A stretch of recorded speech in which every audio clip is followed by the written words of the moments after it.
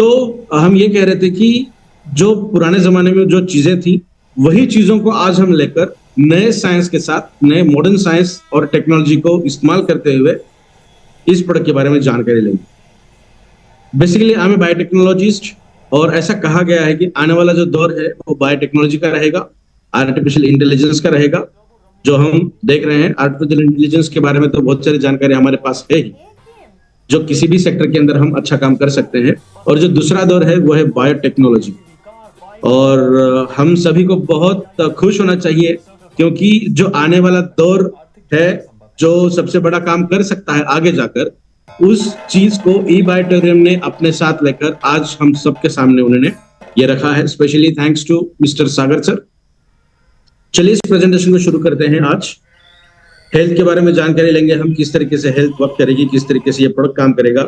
सबसे पहले मैं सभी लोगों को कांग्रेचुलेशंस करूंगा क्योंकि इतने बिजी शेड्यूल में से आपने समय निकालकर इस प्रेजेंटेशन को सुनने का जो टाइम निकाला है, उसी के लिए आप सभी का फिर से एक बार धन्यवाद।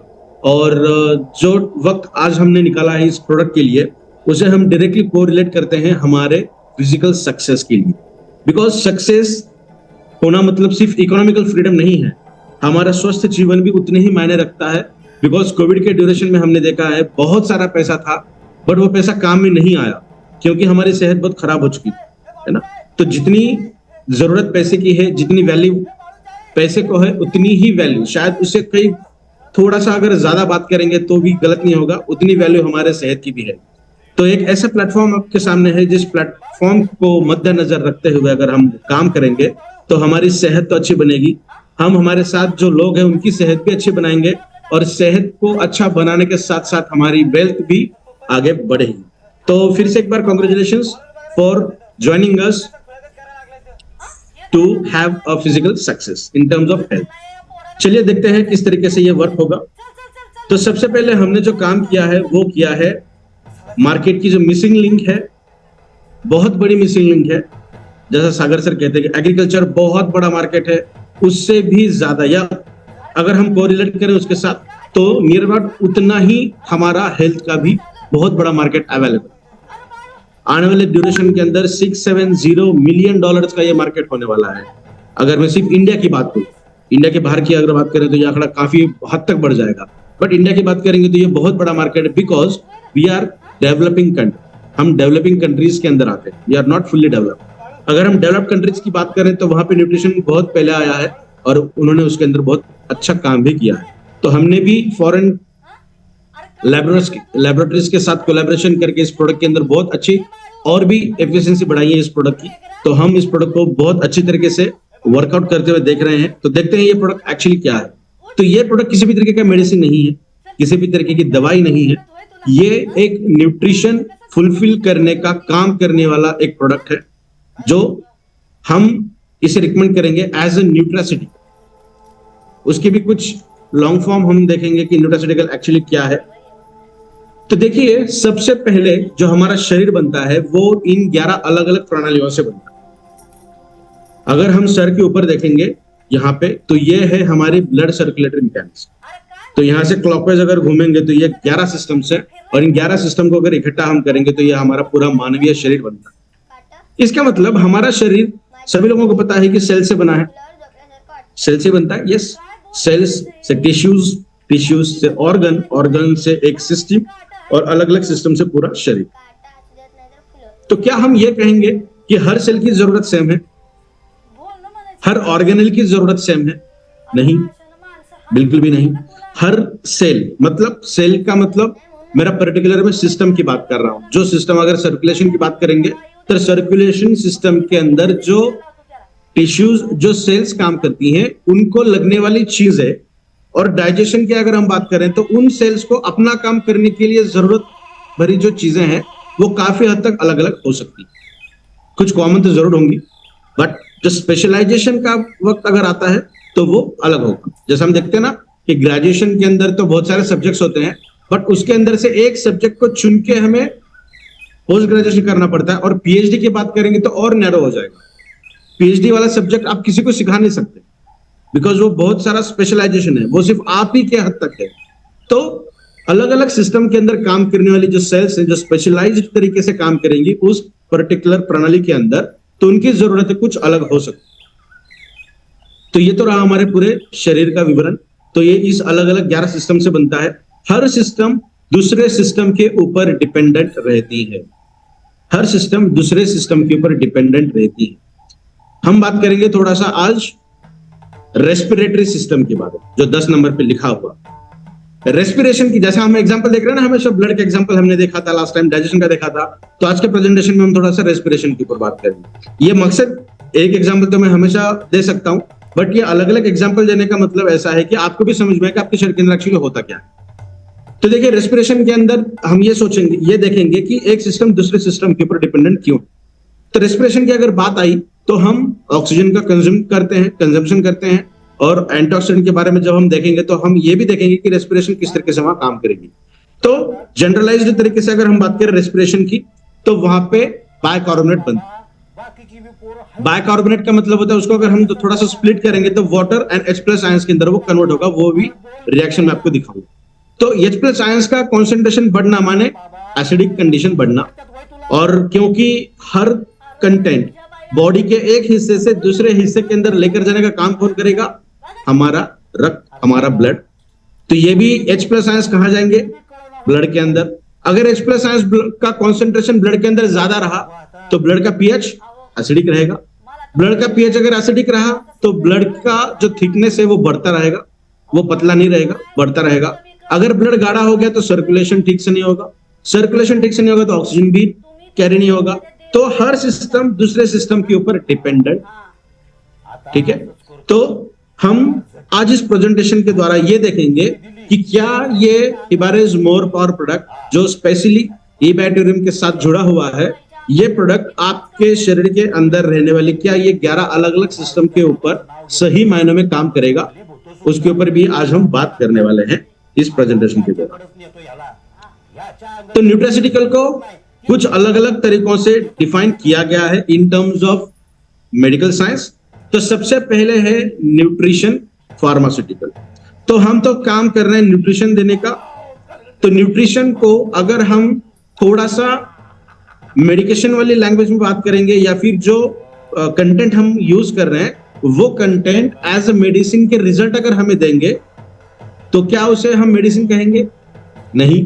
काम कर रहे हैं मेडिसिन के जैसा, दवाइयों के जैसा, बट वो दवाइयां नहीं है। तुलसी काम करती है एंटीसेप्टिक, हल्दी काम करती है एंटीसेप्टिक।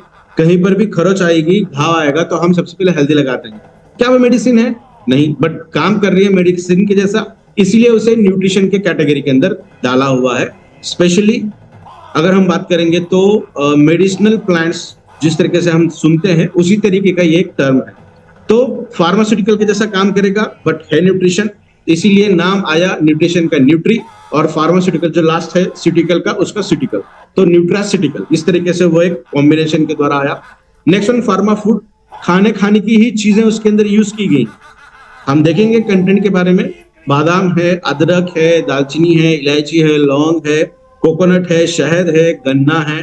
तो ऐसी बहुत सारी चीजें हैं जो हम रोज हमारे डेली लाइफ के अंदर हम यूज करते हैं, उसे खाते हैं। तो खाना ही है, बट दवाइयों जैसा खाना जो काम करेगा आपके बॉडी के अंदर जाके। कोई अगर डैमेज हुआ है तो उसे रिवर्ट करने का, प्रोटेक्शन देने का, इम्यून सिस्टम को बढ़ाने का, ताकि आप अलग अलग इन्फेक्शियस पार्टिकल को फाइट कर सकें। तो ये दवाइयों का काम है। तो वही उसी तरीके का काम ये करने की क्षमता रखता है, इसीलिए इसे फार्मा फूड भी कहा जाता है। तो समझ में आया, हम मेडिसिन की बात नहीं कर रहे हैं, दवाइयों की बात नहीं कर रहे हैं, हम बात कर रहे हैं ऐसे खाने की जो रोज खाने के अंदर आती हैं, बट हमने चुना है अलग अलग चीजों को। क्यों चुना है? क्योंकि उसके अंदर कुछ ना कुछ मेडिसिनल प्रॉपर्टी दी गई। तो आज जो हम खाना खाते हैं, हमारी चॉइसेस क्या है? तो हमारी चॉइसेस है ये लेफ्ट हैंड साइड वाली ऊपर जो हम देख रहे हैं यहाँ पे, जिसके अंदर रिफाइंड प्रोडक्ट्स हैं, ऑयली प्रोडक्ट हैं, बहुत सारा फैट कंटेंट वाले हैं, हेवी शुगर वाले हैं, कैफीन वाले हैं। तो बहुत सारी चीजें इसके अंदर ऐसी हैं जो हमारे शरीर को लगती नहीं है, बल्कि बहुत निग्लिजिबल अमाउंट में लगती, बहुत कम अमाउंट में लगती, ना के बराबर। नहीं लोगे तो भी कोई दिक्कत नहीं है। 20 साल पहले पिज्जा बर्गर नहीं था, लोग जी रहे थे, बहुत अच्छा जी रहे थे, है ना। तो ये हमारी आज की चॉइस है, बिकॉज हमारी लाइफ बहुत फास्ट हो चुकी है। हमें इसी तरीके से हमारी लाइफ को जीने की आदत पड़ चुकी है, तो इसे हम चाह कर भी उतने अच्छे तरीके से रिवर्ट नहीं कर सकते। बट हमारी बॉडी की नीड क्या है, हमारी जरूरतें क्या है, वो है vitamins, fresh elements, minerals, carbohydrates, good fat. ये बहुत सारी चीजें ऐसी हैं जो हमारे शरीर को बहुत तंदुरुस्त रखने का काम करते हैं। हम धीरे धीरे स्लाइड्स के अंदर ये भी देखेंगे, सिर्फ न्यूट्रिशन हमारे शरीर की जरूरतों को पूरा नहीं कर रहा है, ये हमारे हर सेल को, हर ऑर्गन को अच्छे तरीके से काम करने के लिए बढ़ा रहा है, प्रमोट कर रहा है, पॉजिटिव साइंस दे रहा है उसको कि आप अच्छी तरीके से काम करिए। जो काम कम कर रहे थे उनका काम बढ़ाएगा, जो गलत काम कर रहे थे उनको वो छुड़ाकर अच्छा काम करने का प्रयास करेगा। तो ये आपके शरीर को ना सिर्फ प्रोटेक्ट करने का काम करेगा, बट आपके शरीर की एफिशिएंसी को बढ़ाएगा, और जो अच्छे न्यूट्रिशन नहीं मिल रहे थे उसके वजह से जो डैमेजेस हो रहे थे, उन डैमेजेस को भी वो रिवर्ट करके उसको भी अच्छा करने का काम करेगा। ठीक है, तो ये हमारी कंपल्शन है।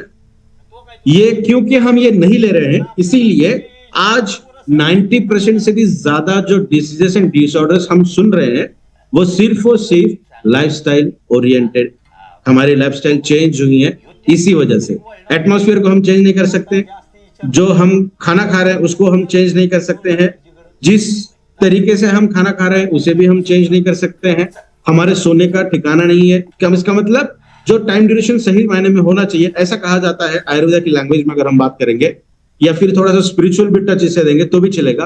रात को 10 बजे सोना चाहिए, 11 से लेकर रात के 2 बजे तक का जो समय होता है वो स्पेशली हमारे हीलिंग प्रोसेस को बढ़ाने का होता है। सही मायनों में अगर हमारी फिटनेस अच्छी होनी चाहिए तो ये नींद बहुत अच्छी है, और सुबह 4 बजे उठना चाहिए, तो ये होनी चाहिए दिनचर्या। But most of the time ये देखा गया है कि जब उठने का समय होता है तब बहुत सारे लोग सोते हैं। तो क्या सही मायनों में हमारा शरीर खुद को हील करने के लिए कैपेबल है? बिल्कुल भी नहीं है। तो ये कुछ ऐसे रीजंस है जिस वजह से हमारी लाइफस्टाइल चेंज हुई। ठीक है, तो देखते हैं इसे किस प्रकार हम थोड़ा सा मूव कर सकते हैं। हम ऐसे प्रोडक्ट की बात कर रहे हैं, हम ऐसा सॉल्यूशन ढूंढ रहे हैं जो बच्चों से लेकर बूढ़ों तक हर तरीके के इंसान को अच्छी सेहत देने का काम करेगा। क्योंकि मैं हमेशा कहता हूं, जिंदगी भर या फिर मरते दम तक दवाइयों का सेवन करना ये कभी भी कहीं भी अच्छे स्वास्थ्य की निशानी बिल्कुल नहीं है।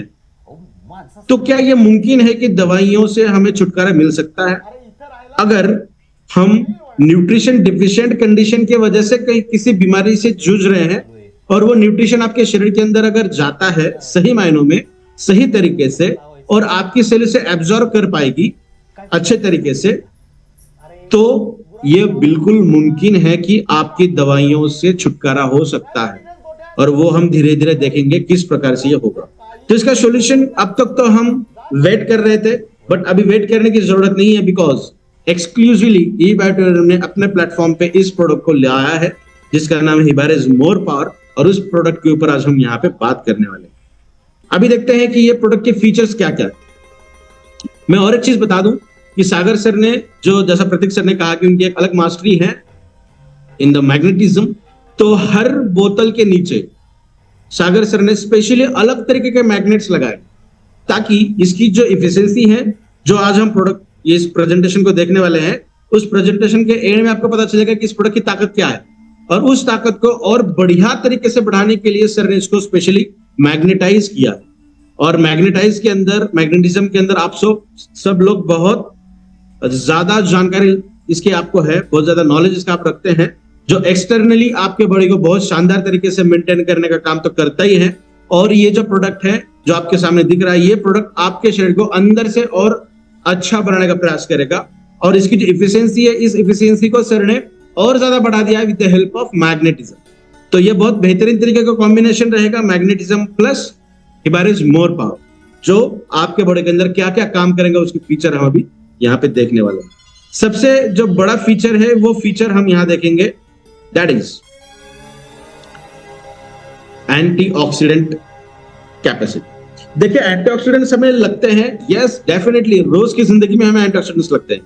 क्यों लगते हैं? तो इसे समझने के लिए सबसे पहले हम देखते हैं कि एंटीऑक्सीडेंट्स क्या है। तो एंटीऑक्सीडेंट को अगर थोड़ा सा हम स्प्लिट करेंगे ना उस नाम को, तो एंटी अलग होगा, ऑक्सीडेंट अलग होगा। एंटी का मतलब अपोज करना, उसे रोकना। किसे रोकना चाहते हैं? ऑक्सीडेशन प्रोसेस को, ऑक्सीडेंट को। ऑक्सीडेंट कब आएंगे? जब ऑक्सीडेशन प्रोसेस होगी साइंस के अंदर, उस प्रोसेस के बाद जो कुछ ऐसे मॉलिक्यूल्स निकलेंगे, ऐसे रेडिकल्स निकलेंगे जो हमें डैमेज करने का काम करते हैं, उसे हम कहेंगे ऑक्सीडेंट। ऑक्सीडेशन के बाद मिलने वाले हमारे शरीर को डैमेज करने वाले कुछ कण, कुछ रेडिकल्स, उसे हम कहेंगे ऑक्सीडेंट। तो ऑक्सीडेंट को रोकने के लिए जो शब्द बना उसका नाम है एंटीऑक्सीडेंट। तो देखिए हमारे शरीर के अंदर एंटीऑक्सीडेंट तो बहुत अच्छी तरीके से बनते हैं, बट उतने पोटेंटली नहीं बनते जितने हमारे शरीर को जरूरत। इसीलिए हमारे खाने से एंटीऑक्सीडेंट लेना पड़ता है। तभी देखते हैं ऑक्सीडेशन प्रोसेस क्या है। आपके सामने जो पिक्चर दिख रही है एक कार की, वो कार चलाने के लायक नहीं है। वो कार बहुत खराब हो चुकी है, रस्ट हो चुका है उस कार का। माने जो लोहा है वो पूरे तरीके से गल चुका है, ये कभी भी किसी भी तरीके के काम की नहीं रही। तो ये क्यों हुआ? इसे खराब करने के लिए 3 चीज कारणीभूत है। सबसे पहले है ऑक्सीजन, दूसरा है पानी। ये 2 चीजें बहुत इंपॉर्टेंट रोल प्ले करती हैं इस पर्टिकुलर मॉलिक्यूल को खराब करने के लिए। और तीसरा जो है वो ये खुद, that is one type of metal, that is iron.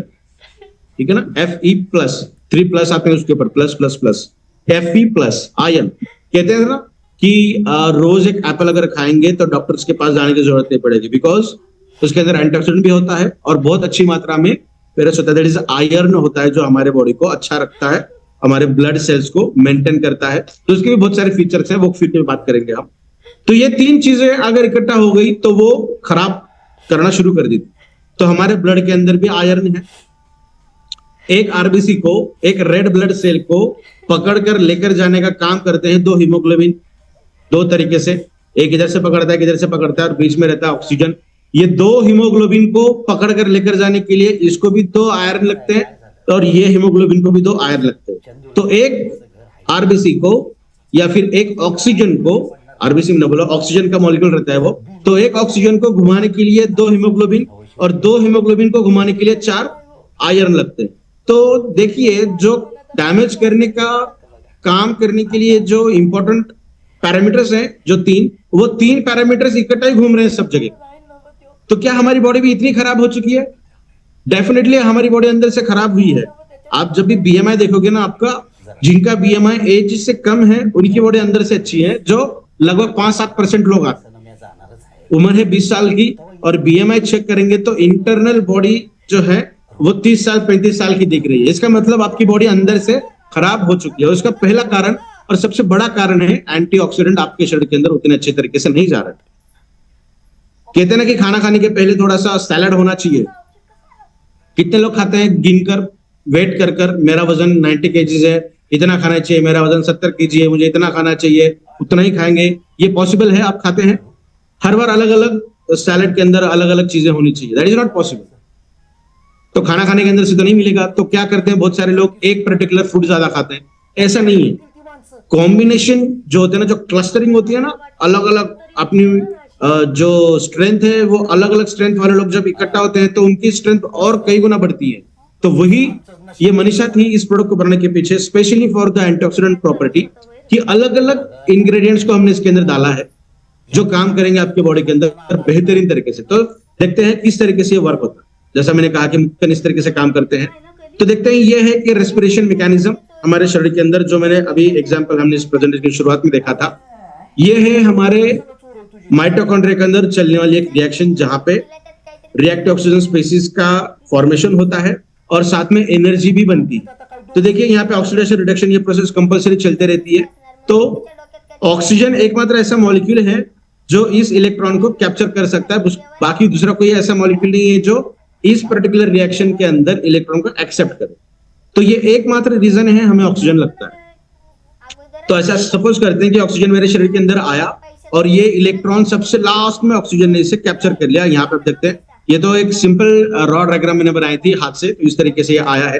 तो अगर थोड़ा सा टेक्निकल देखेंगे तो ऊपर नीचे ऊपर नीचे ऊपर नीचे होता है। फिर रेडोक्सिन रहता है यहाँ पे जो ऑक्सीडेशन में जाता है, फिर रिडक्शन में जाता है, फिर ऑक्सीडेशन, फिर रिडक्शन, 3 साइकिल ये चलती है और सबसे लास्ट में ऑक्सीजन आता है और वो ऑक्सीजन इस इलेक्ट्रॉन को कैप्चर करता है। तो जब ऑक्सीजन इलेक्ट्रॉन को कैप्चर करेगा तो ऑक्सीजन के ऊपर माइनस साइन आएगा, करेक्ट? क्योंकि इलेक्ट्रॉन तो माइनस चार्ज है, नेगेटिवली चार्ज है।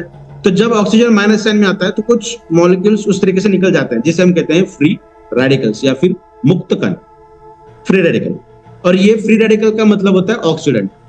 तो यहाँ पे हमने देखा है कि कुछ हिस्सा इसका पानी में कन्वर्जन होता है, कुछ हिस्सा एज इट इज ये OH minus, OH3 minus, O minus के अंदर चला जाता है, that is a free radicals.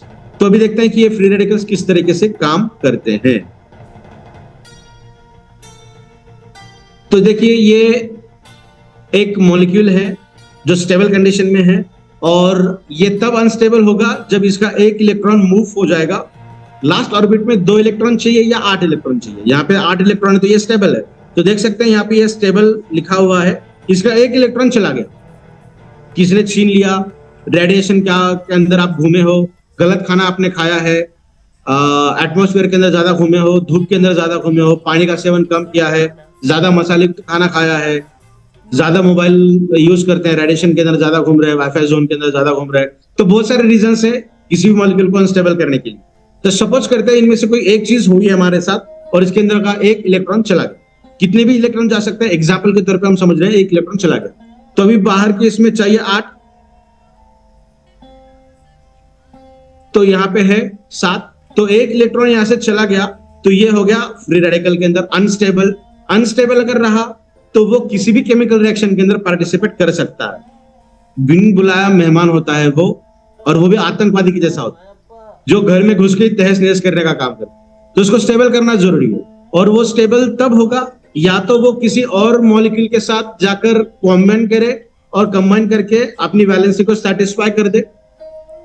वो बहुत कम बार देखने मिलता है। अगर हम फ्री रेडिकल की बात करेंगे तो एंटीऑक्सीडेंट्स क्या करते हैं कि अपने पास का एक इलेक्ट्रॉन इसे दे देते, बिकॉज एंटीऑक्सीडेंट्स के पास बहुत सारे इलेक्ट्रॉन्स होते हैं। ये इलेक्ट्रॉन इसे दे देगा, फिर से इसे कन्वर्ट कर देगा स्टेबल मॉलिक्यूल के अंदर। और अगर ये स्टेबल हुआ तो ये किसी भी पार्टिकल, ये किसी भी केमिकल रिएक्शन के अंदर पार्टिसिपेट नहीं कर सकता, वो स्टेबल बना। तो यही काम है एंटीऑक्सीडेंट का। जितने भी फ्री रेडिकल्स मिल रहे हैं शरीर के अंदर, उसे पकड़ पकड़ के वो निष्क्रिय कर देगा, उसे डिफ्यूज कर देगा, उसे स्टेबल कर देगा। इसीलिए एंटीऑक्सीडेंट को स्कैवेंजर्स कहते हैं। स्कैवेंजर का मतलब होता है पकड़ के चारों तरफ से उसे घेर के उसे दबोच लेना, उसे समाप्त कर देना। सिर्फ पकड़ के नहीं, चारों तरफ से उसे लेगा ताकि वो किसी भी तरीके से बाहर ना निकल पाए। That is the benefit of antioxidant. और एंटीऑक्सीडेंट हमारे रोज के खाने से मिलते हैं, बट हमने यहाँ पे जो इंग्रेडिएंट दिए ना, उनके अंदर एंटीऑक्सीडेंट कैपेसिटी बहुत शानदार तरीके से है। लगभग 30 से भी ज्यादा इंग्रेडिएंट ऐसे जिनके अंदर एंटीऑक्सीडेंट कैपेसिटी है। कुछ एंटीऑक्सीडेंट्स बहुत पोटेंटली काम करते हैं, उनकी एफिशिएंसी को बढ़ाने के लिए दूसरे एंटीऑक्सीडेंट एक्टिवेटर का काम करते हैं, एनहांसर्स का काम करते हैं, इग्निशन का काम करते हैं। इसीलिए जो जब क्लस्टर का बात आती है ना, जब कॉम्बिनेशन की बात आती है, तो combination therapy is best therapy. समझ रहे हैं आप? क्योंकि कौन सा मॉलिक्यूल कौन से मॉलिक्यूल को और ज्यादा उसकी एफिशिएंसी बढ़ाएगा पता नहीं चलता। तो इसीलिए ये परफेक्ट फॉर्मुलेशन है इस प्रोडक्ट का, जो एंटीऑक्सीडेंट प्रॉपर्टी को शानदार तरीके से ये बढ़ा। नेक्स्ट में अगर हम देखेंगे इसका next feature, that is auto immune disorders. Auto immune disorders की अगर हम बात करेंगे, हमारी खुद की इम्यून सिस्टम हमारे ही शरीर को फॉरेन पार्टिकल समझ के फाइट करने लगती। नाम के अंदर ही है। साइंस इतना सुंदर है, साइंस ने हर चीज नाम के अंदर ही दफन कर दी है। Auto immune, automatic immune system disorders. Automatic का मतलब क्या होगा? आपके ही WBCs, व्हाइट ब्लड सेल्स, आपके भी killer cells, natural killer cells, T4 cells आपके शरीर को मारने का काम करते, ठीक है? उसे हम कहेंगे ऑटो इम्यून डिसऑर्डर्स। तो ऑटो इम्यून डिसऑर्डर्स हमारे शरीर के ब्रेन से लेकर फुट तक हर हिस्से में देखे जा सकते हैं। और आज जितने भी डिसीज डिसऑर्डर्स हम सुन रहे हैं ना, उसमें से 95% डिसीजेस एंड डिसऑर्डर्स एक ही कैटेगरी के अंदर आती है, that is auto immune disorders. मतलब गलत लाइफस्टाइल के वजह से जुड़ने वाली बीमारियां, ठीक है? तो क्या इसे रिवर्ट कर सकते हैं? देखते हैं आगे आगे। अगर ये प्रोडक्ट शानदार तरीके से वर्क करता है, आपको लगा प्रेजेंटेशन देखते हुए कि हाँ ये काम कर रहा है, तो डेफिनेटली ये कह सकते हैं कि अगर लाइफस्टाइल अंदर से सुधार दी जाए तो बहुत सारी दिक्कतों का सामना हमें नहीं करना पड़ेगा, और जितने भी डैमेजेस आज हम देख रहे हैं उससे हम बच सकते हैं। तो अभी देखते हैं ऑटो इम्यून डिसऑर्डर्स किस तरीके से काम करते हैं। सबसे पहले है कंफ्यूजन। बहुत आम तरीके की बीमारी है। बहुत लोग तो इसको कैजुअल लेते हैं, यार भूलना ठीक है यार, बहुत टेंशन में रहता हूँ मैं, बहुत सारे काम है, भूलना तो लाजमी है ना, मैं भूल तो सकता हूँ, कितना काम करूंगा। पहले ऐसा नहीं था, जब कैलकुलेटर नहीं थे तो वो ब्रेन पावर अलग थी, तो उस वक्त लाइफस्टाइल बहुत सही थी उनकी। आज भी अगर हम गांव की तरफ जाएंगे तो उनका ब्रेन जो लोग शहर के अंदर रहते हैं उनसे कई गुना अच्छा चलता है हर सेक्टर के अंदर। ठीक है, तो कंफ्यूजन ये एक आम नहीं है, आम चीज नहीं है, ये एक डिसऑर्डर है, स्पेशलाइज्ड कैटेगराइज्ड अंडर एटो इम्यून डिसऑर्डर। और हम देखेंगे एटो इम्यून डिसऑर्डर के अंदर तो ब्रेन है, skin, thyroid, colon, adrenal, that is lower part of our body, next one joint, sinus, mouth. तो ये सब चीजों के अंदर जो दिक्कतें आज देखने मिल रही हैं वो भी एटो इम्यून डिसऑर्डर के अंदर आ सकती हैं, आती हैं। तो देखिए ये बहुत सारा दिक्कत भरा काम है एटो इम्यून डिसऑर्डर, इसे बिल्कुल भी हल्के में हमें नहीं लेना है। तो हम इस प्रोडक्ट को प्रेजेंटेशन जब करते हैं, जब देते हैं, तो साथ में बहुत सारी चीजें भी हम बताते हैं। जैसे जैसे खत्म होगा वैसे वैसे मैं वो भी चीजें बताऊंगा, घर में हर कोई कर सकता है, बिल्कुल हम उसके ऊपर बात करेंगे। देखिए इससे बचने के लिए हमारा प्रोडक्ट तो कारगर सिद्ध हुआ है, काम तो करता ही है, बट अगर आप थोड़ा सा आपके लाइफस्टाइल को चेंज करने का प्रयास करेंगे ना तो इसके और भी अच्छे रिजल्ट हमें देखने मिलेंगे। मतलब क्या, ज्यादा अल्कोहलिज्म आप करते हैं, डेली बेसिस पे करते हैं, तो इसे वीकली वंस, वीकली ट्वाइस करिए। जो डैमेज उससे वजह से हो रहा था वो थोड़ा सा कम होगा। फास्ट फूड ज्यादा खाते हैं तो थोड़ा सा कम करिएगा। वॉकिंग नहीं करते हैं तो थोड़ा सा वॉकिंग करिए। सनलाइट के अंदर बहुत सारे लोग नहीं जाते हैं, कार के अंदर एसी है, जब घर के अंदर जाते हैं तब एसी है, ऑफिस के अंदर जाते हैं तब एसी है। थोड़ा सा धूप के अंदर घूमेंगे, सुबह की धूप के अंदर, तो वो और बेनिफिशियल रहेगा हमारे लिए। तो ये सारी चीजें भी हैं जो थोड़ा सा आप अगर कर पाओ तो बहुत शानदार तरीके के रिजल्ट हमें देखने मिल सकते। Next one is silent killer, nothing but the arthritis. Arthritis एक ब्रॉड स्पेक्ट्रम हेडिंग है, थोड़ा सा अंदर अगर जाएंगे हम तो ये बहुत सिग्रीगेशन टाइप की बीमारी है, that is arthritis. Joint pain इसी के अंदर आएगा, मसल, बोन्स, अगर इन दोनों के अंदर कोई दिक्कत है तो ये भी इसी के अंदर आएगा। स्पाइन रिलेटेड प्रॉब्लम्स अगर है तो ये भी अर्थराइटिस के अंदर आएगी। ऑस्टियोपोरोसिस है, ऑस्टियोपेनिया है, रिमेटेड अर्थराइटिस है, बहुत सारी चीजें हैं हड्डियों से संबंधित जिसे हम ब्रॉडली कहेंगे अर्थराइटिस। तो अर्थराइटिस हमें सिर्फ इतना पता है कि हड्डियों के अंदर का कैल्शियम कम हो जाना या फिर जॉइंट का पेन होना। तो ये बहुत कॉमन चीजें हैं आज की डेट में हमें देखने मिल रही हैं। बहुत बार ये देखा जाता है कि ठोस सतह पे हम बैठते हैं या हल्का कहीं हमारा डैश लगता है तो हमारी हड्डी खराब हो जाती है, फ्रैक्चर हो जाता है, हम वहां पे सूजन बहुत आती है, इन्फ्लेमेशन बहुत जल्दी देखने मिलता है, या फिर कार्टिलेजेस ब्रेक होना, या फिर जॉइंट के अंदर का जो ऑयल होता है वो थोड़ा सा कम हो जाना, स्पाइन के अंदर गैप बढ़ जाना, थोड़ा सा हाइट कम हो जाना। तो ये सब चीजें हैं अर्थराइटिस के अंदर। उसके ऊपर थोड़ी सी बात करते हैं। देखिए ये एक हेल्दी बोन है, फिजिकल अपीयरेंस अगर देखेंगे तो स्ट्रेट खड़ा हुआ है, तो ये हेल्दी बोन है, बोन की डेंसिटी है इस तरीके से। ये धीरे धीरे अगर इस तरीके से बनती जाए तो इसे हम कहेंगे ऑस्टियोपोरोसिस। ऑस्टियो का मतलब होता है मेडिकल टर्मिनोलॉजी में बोन्स, पोरोसिस का मतलब होता है छेद। अगर बोन के अंदर ये जो छोटे छोटे छेद है ये तो नेचुरल तरीके से होते हैं, इसको अगर ये जो छेद है ये थोड़े से अगर बढ़ने लगे इतने ज्यादा तरीके से तो इसे हम कहेंगे पोरोसिस।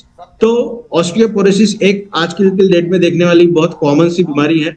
अगर 50-55 साल की एज है आपकी तो थोड़ा सा लोग संभल के चलते हैं, थोड़ी सी ठेस अगर लग जाए, थोड़े से ठोस सतह में बैठ जाए, या फिर किसी ने थोड़ा सा मार दिया थोड़ा सा ज्यादा तरीके से, या फिर इनका भी हाथ कहीं जोर से लग गया तो फ्रैक्चर होने की चांसेस है, बिकॉज आपके बोन्स के अंदर उतना कैल्शियम नहीं है। तो भी कैसे देख पाएंगे कैल्शियम कितना होना चाहिए? तो ये एक टी स्कोर नाम की एक टेस्ट होती है जो डिटरमाइन करती है, शो करती है आपके शरीर के अंदर कितना कैल्शियम अवेलेबल है। अगर वो +1, समझना कैसा है, रेफरेंस तो दी जाती है, फिर भी मैं आपको बता रहा हूँ, +1 से -1 के बीच में अगर है, जो ग्रीन यहाँ पे हम लेवल बता रहे हैं, that is normal bone density. ठीक है, -1 to -2.5 अगर हम देखेंगे दैट इज ऑस्टियोपेनी, ऑरेंज जोन। और ऑरेंज जोन के बाद कौन सा जोन आएगा? रेड जोन, जो ऑस्टियोपोरोसिस के अंदर आप कन्वर्ट हो चुके हैं, that is you are in a danger zone. तो इसे रिवर्ट होना बहुत मुश्किल भरा काम है, बिकॉज डैमेज आपके बॉडी के अंदर कैल्शियम होता है 98%, आपके शरीर के अंदर 10% है या 20% है। तो ये जो बीच का ये जो फासला है, इस फासले को ओवरकम करने के लिए टाइम ड्यूरेशन ज्यादा लगेगा। तो इसीलिए थोड़ा सा बोन्स को एनालिसिस कर पाना मुश्किल भरा काम होता है, इसीलिए इसे साइलेंट किलर कहते हैं।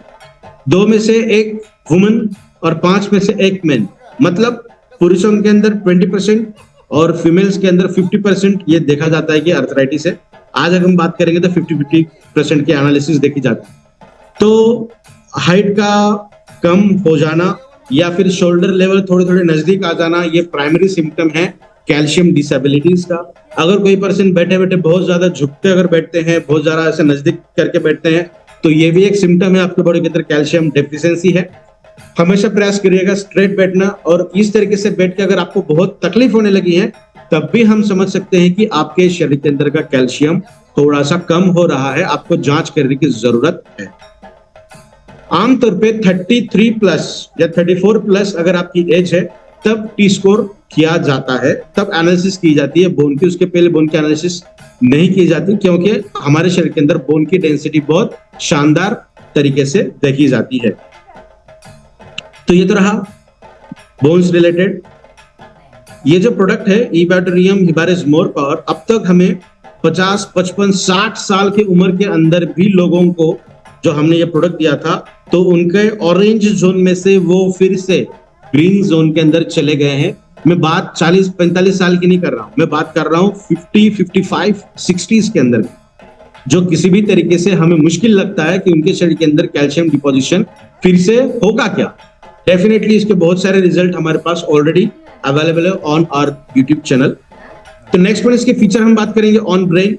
ब्रेन के अंदर भी बहुत शानदार तरीके के रिजल्ट हमें देखने मिलते हैं, बिकॉज हमारे ब्रेन को 4 हार्मोन कंट्रोल करते हैं, ना सिर्फ ब्रेन को, इसके अंदर के 2 हार्मोन जो हार्मोन्स है एंजाइम्स के तौर पे भी काम करते हैं, और पर्टिकुलरली दूसरे एंजाइम्स के प्रोडक्शन के अंदर भी काम करते हैं, और अलग अलग एंजाइम्स की एफिशिएंसी को बढ़ाने के लिए भी ये काम करते हैं। तो ये सिर्फ ब्रेन के अंदर नहीं, हाइपोथैलेमस की बात करेंगे, पिट्यूटरी ग्लैंड की बात करेंगे, एड्रिनल ग्लैंड की बात करेंगे, तो इन ग्लैंड्स के अंदर भी उनकी वर्किंग एफिशिएंसी को बढ़ाने के लिए, और इनमें से कुछ जो बाय प्रोडक्ट है, एज ए बाय प्रोडक्ट भी ये एंजाइम्स काम, ये हार्मोन्स काम करते हैं। तो ये सिर्फ हार्मोन्स ही नहीं, ये एंजाइम के तहत भी काम करते हैं।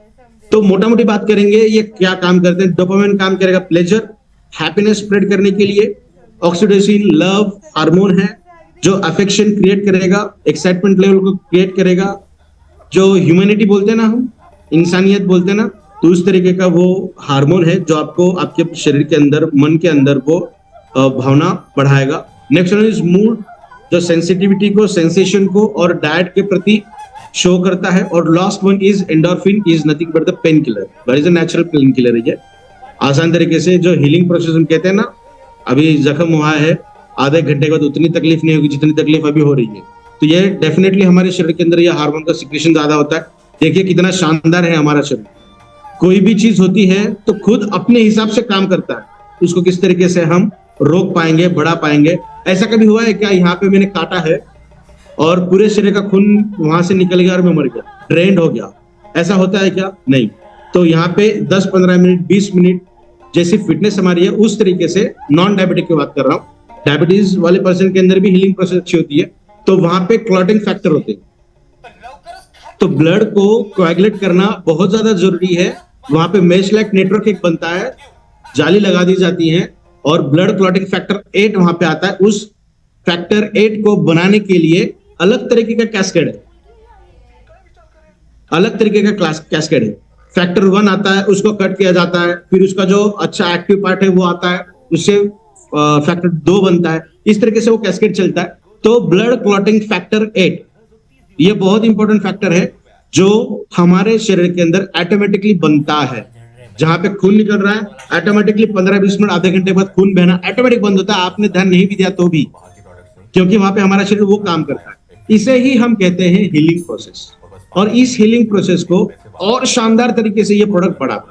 तो ये जो कोएगुलेंट फैक्टर है ना, फैक्टर 8, ये फैक्टर 8 को भी बढ़ाने का काम हमारे प्रोडक्ट से बहुत शानदार तरीके से होता है।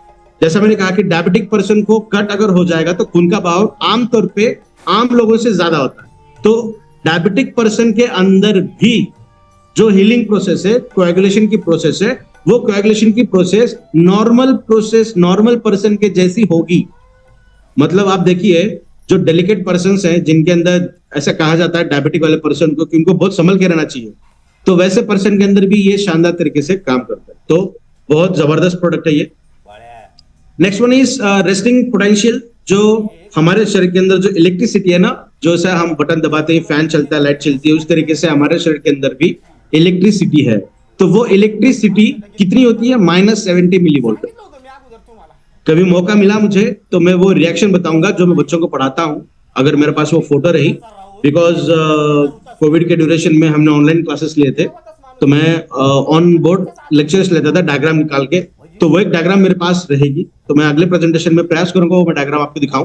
तो इसके अंदर मैंने दिया था -70 मिलीवोल्ट, -50, -30, -10, -5, 0। 0 मतलब वी आर फिनिश्ड। ईसीजी निकलती है कि 0 पे स्ट्रेट लाइन आती है, तो वैसे स्ट्रेट लाइन। बहुत लोगों को लगता होगा कि -70 है मतलब यार नुकसान भरा है, उसको 0 होना चाहिए, ऊपर जाना चाहिए पॉजिटिव। नहीं, -70 ये रेस्टिंग फेज है। हम जब आराम कर रहे हैं ना, हमारा शरीर पूरा एकदम अच्छी तरीके से लेआउट में है, तब वो पोटेंशियल हमारा होता है। जैसे जैसे हमारी बीमारियां, अगर -30 देखा गया तो 100% है कि उनके शरीर के अंदर कैंसर है, कैंसरस इन्फेक्शन है। और अगर कैंसर पेशेंट कोई है आपके नजदीक में या फिर देखने में सुनने में, उनके बॉडी के अंदर अगर जांच की जाए तो वो -30 मिलीवोल्ट निकलेगा। तो ये रेस्टिंग फेज बहुत इंपॉर्टेंट है, जिसके ऊपर फिर हम कभी बात करेंगे कि किस तरीके से वर्क करता है। तो ये रेस्टिंग फेज को मेंटेन करने का काम इस प्रोडक्ट के जरिए किया जाता है। हेल्दी ब्रेन के लिए क्या क्या चाहिए? तो हेल्दी ब्रेन के लिए इतने अलग अलग तरीके के न्यूट्रिशन लगती है, और मैंने नीचे दिया है कि पर्टिकुलर जिंक के लिए हमने क्या यूज किया है, मैग्नीशियम के लिए हमने क्या यूज किया है। तो आप ये देख सकते हैं, हर इंग्रेडिएंट हमारे शरीर के अंदर बेहतरीन तरीके का काम करेगा। मैसिव ब्रेन के हार्मोन्स को कंट्रोल रेगुलेट करने के लिए, बट एंजाइटी, स्ट्रेस, डिप्रेशन के अंदर भी ये प्रोडक्ट शानदार तरीके से काम करता है। आपके ब्रेन को सुपरचार्ज करने का, डेफिनेटली सुपरचार्ज करने का ये काम इस प्रोडक्ट के जरिए किया जाता है। इसके भी बहुत सारे रिजल्ट हमारे पास ऑलरेडी अवेलेबल है। नर्वस सिस्टम के अंदर अगर हम बात करें न्यूरॉन्स की, तो ये बहुत बेहतरीन तरीके से काम करता है। हमारे ब्रेन सिग्नल पास ऑन करता है क्या होना चाहिए। जैसा मैंने कहा कि यहाँ पे कट हुआ है, हमारा ब्रेन तो बताता है कि यहाँ पे कट हुआ है, यहाँ पे फैक्टर 8 भेजिए, मेश लाइक नेटवर्क वहां पे तैयार करिएगा, और इसके बाद खून वहां से नहीं बहना चाहिए। तो ये वाली पूरी प्रोसेस को, वो फैक्टर 8 को बढ़ाने की प्रोसेस, उसके बाद वो वहां पर जाने की प्रोसेस, इस प्रोसेस को 15-20 मिनट का समय लगता है। देखिए कितना बेहतरीन तरीके से हमारा शरीर काम कर रहा है। आज भी साइंस सिर्फ 2% समझ पाया हमारे ब्रेन को, उससे ज्यादा समझ नहीं पाया। तो इतना बढ़िया तरीके से हमारा शरीर काम करता है। तो ये है एक न्यूरॉन, ये न्यूक्लियस है, ये उसके फिंगर लाइक स्ट्रक्चर है, ये उसके टेल है, और इस टेल से सिग्नल बाहर निकलते हैं, फिर दूसरी न्यूरॉन उसे कैप्चर करेगी, फिर उसे बाहर निकाल देगी। तो ये प्रोसेस यहाँ पे ऑलरेडी होते रहती है। तो हमारे ब्रेन के अंदर ये वोल्टेज गेटेड आयन चैनल जो है ना, लास्ट वाला, वो काम करता है बेहतरीन तरीके से एक्शन पोटेंशियल को बढ़ाने के लिए। 4 अलग अलग तरीके के दरवाजे हमारे शरीर के अंदर है कि सेल के अंदर कौन सी चीज आनी चाहिए, कौन सी चीज बाहर जानी चाहिए। दरवाजा ओपन रहा तो ही काम करते हैं ना। तो 2 अलग अलग तरीके के काम होते हैं। एक होता है सिम्पोर्टर। सिम्पोर्टर का मतलब होता है एक साथ अंदर आना। तो एक दरवाजे से 2 लोग आ सकते हैं बाहर, डेफिनेटली आ सकते हैं। तो एक होता है एंटीपोर्ट। एंटीपोर्ट का मतलब होता है कि एक अगर अंदर आ रहा है तो एक उसी दौरान बाहर जा सकता है। एक बार दरवाजा खुल गया तो एक बंदा बाहर से अंदर और एक बंदा बाहर से अंदर से बाहर जा सकता है, उसे हम कहेंगे एंटीपोर्टर। तो सिम्पोर्टर्स एंड एंटीपोर्टर्स हमारे शरीर के अंदर, सेल के अंदर जाने के लिए और सेल से बाहर आने के लिए दरवाजे। तो इन दरवाजों को ओपन और क्लोज करने के लिए कुछ अलग तरीके का और चैनल होते हैं, तो इसे हम कहेंगे आयन चैनल्स, जहां पे पॉजिटिव और निगेटिव दोनों तरीके के चैनल्स हमें देखने मिलते हैं। तो सबसे पहले है लिगैंड गेटेड चैनल। यहाँ पे कुछ ना कुछ तरीके के रिसेप्टर्स दिखते हैं, जैसे सिग्नल कहते हैं ना, पता पूछने के लिए जैसा हम एड्रेस भेजते हैं व्हाट्सएप पे, मैप भेजते हैं, उस मैप को देखते देखते हम आते हैं, फिर समझ में आता है हाँ ये मंदिर है तो इसके बाजू में घर होगा, तो वो रहा हमारा सिग्नल, वो रहा हमारा लिगैंड। तो वो रिसेप्टर, वहां पे हम अगर चले जाएंगे तो वो हमें रिसीव करने आएगा। नेक्स्ट है मैकेनिकल गेटेड, प्रेशर वाला। अगर हम प्रेशर बढ़ाते हैं तो काम अच्छा होता है ना। प्रेशराइज्ड कंडीशन में ब्रेन बहुत बढ़िया तरीके से काम करता है। आप भी ये महसूस कर सकते हैं, जब आप रेस्टिंग फेज में ना आराम कर रहे हैं ना, तो उतना अच्छा आपका ब्रेन काम नहीं करेगा। जैसा हम चलेंगे कि यार अभी मेरी 9 बजे मीटिंग है, मेरे साथ तो अक्सर होता है 9 बजे की मीटिंग मेरी है और मैं 8:45 बजे आ रहा हूँ ऑफिस में, मैं पूरा ये काम कर रहा हूँ और 2 मिनट पहले मैं लॉग इन हो रहा हूँ और मुझे आज सोचना है कि यार ये मुझे बात करनी है। तो जब प्रेशराइज्ड कंडीशन में होता है ना, तो ब्रेन और इफिशिएंटली काम करता है, क्योंकि वहां पे हमारे कुछ मैकेनिकल गेटेड आयन चैनल्स काम करते हैं। Next one is always open, जो हमेशा खुले रहते हैं। और लास्ट में वोल्टेज गेटेड। तो वोल्टेज गेटेड आयन चैनल्स क्या काम करते हैं वो हम यहाँ पे देखेंगे अगले स्लाइड के अंदर। तो देखिए न्यूरोलॉजिकल की अगर हम बात करें तो 15 से भी ज्यादा न्यूरोलॉजिकल डिफरेंशिएशन देखने मिलते हैं। 15 से भी ज्यादा डिसीजेस हैं जो न्यूरोलॉजिकल से पीड़ित हैं। लगभग उसे हम कहेंगे ब्लड ब्रेन बैरियर, सिंपली उसे कहा जाता है BBB, ब्लड ब्रेन बैरियर। तो ये जो बैरियर्स है, ये बैरियर्स को भी हम इजीली निकाल सकते हैं। ब्रेन समस्या अगर दिक्कत तब आती है जब हेमरेज हुआ है और डीजेनरेटिव डिसीजेस हो या प्रोग्रेसिव हो, तो थोड़ा सा कह पाना मुश्किल भरा काम होता है। बिकॉज प्रोग्रेशन का मतलब होता है जैसे जैसे समय गुजरेगा वैसे वैसे वो दिक्कत बढ़ेगी, जिसे हम डिजेनरेशन या प्रोग्रेसिव कहते हैं। और जब क्लॉटिंग होती है तो ब्रेन का कुछ हिस्सा जहां पर क्लॉटिंग हुई है, ब्लड ही थोड़ा सा उसके ही क्लॉट बनते हैं, सीमेंट के जैसा बनता है वो। और जिस जगह पे वो बना हुआ है ना, उसके आजू बाजू वाला जो एरिया है ब्रेन का, वहां पे पोटेंटली वर्क नहीं किया जाता। उतना हार्ड सरफेस जहां पे चिपका हुआ है वो उतने पोटेंटली काम नहीं किया जाता। तो ब्रेन का वो जो हिस्सा है जो काम नहीं कर रहा है, उससे एसोसिएटेड जो हमारी फिजिकल बॉडी काम करेगी वो काम नहीं कर सकती। अगर उस तरीके से है तो ही थोड़ा सा दिक्कत वाली बात है। अदरवाइज बेहतरीन तरीके के रिजल्ट हमें देखने मिलते हैं। प्रोग्रेशन के अंदर भी मैजिकल रिजल्ट हमें मिले हैं, क्लॉटिंग के अंदर भी अच्छे रिजल्ट हमें मिले हैं। तो ये प्रोडक्ट हम रिकमेंड डेफिनेटली कर सकते हैं। तो अभी देखते हैं ये किस तरीके से काम करता है।